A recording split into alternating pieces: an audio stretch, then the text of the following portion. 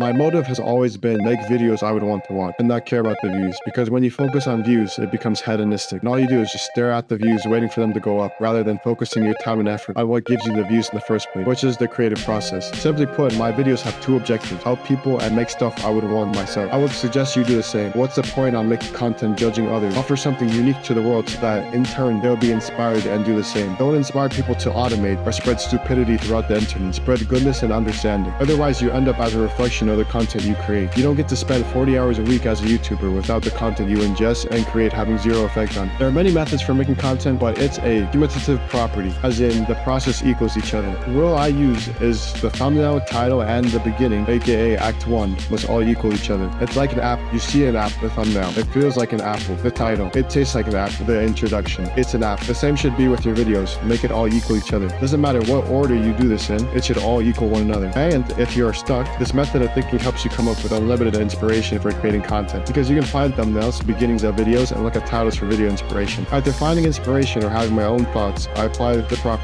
For example, I made a video called Belief is Everything. It's currently sitting at around 70k views. The title is Mike Tyson and How I Became Fearless. Then in the thumbnail we have Mike Tyson as the heavyweight champ of the world at a young age. And the caption says, "Why not you?" implying that belief brought him there. Then the intro is him saying he knew he would be successful. I knew I was going to be successful.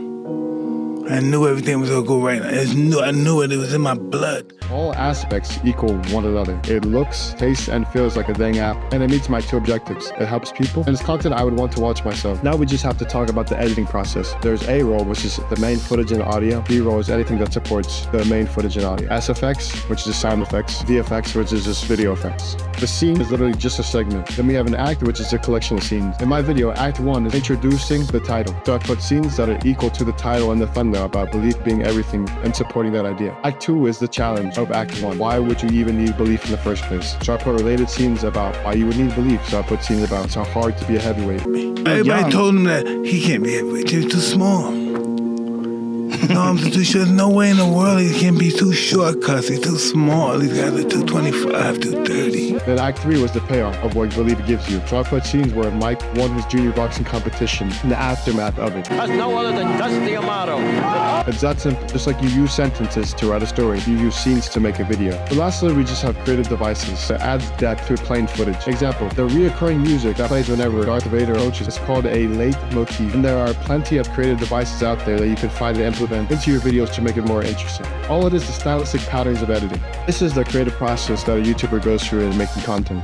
All a YouTuber does is think and click buttons. So to be efficient, you want to make the creative process easy and simple. Here are some tips to stay efficient. Using Premiere Pro is the most time-consuming task of the creative process. So make keyboard shortcuts for everything, and I mean everything. That way you don't have to switch to your mouse 1,000 times, scrolling for what you want to do. Next is make presets of editing techniques, so you don't have to change the keyframes every single time you want to make an edit. Just drag and drop. Lastly, here's some tips for editing footage. When you find a clip you want to turn into a scene, drag it down and then edit the important parts. Make the cuts there and then, instead of dragging all the clips, and then once you finish you have 50 clips to go through and figure out what you want to do with them. It's also smart to name them so that you could storyboard them for later into acts 1, 2, and 3. That's it to get to work.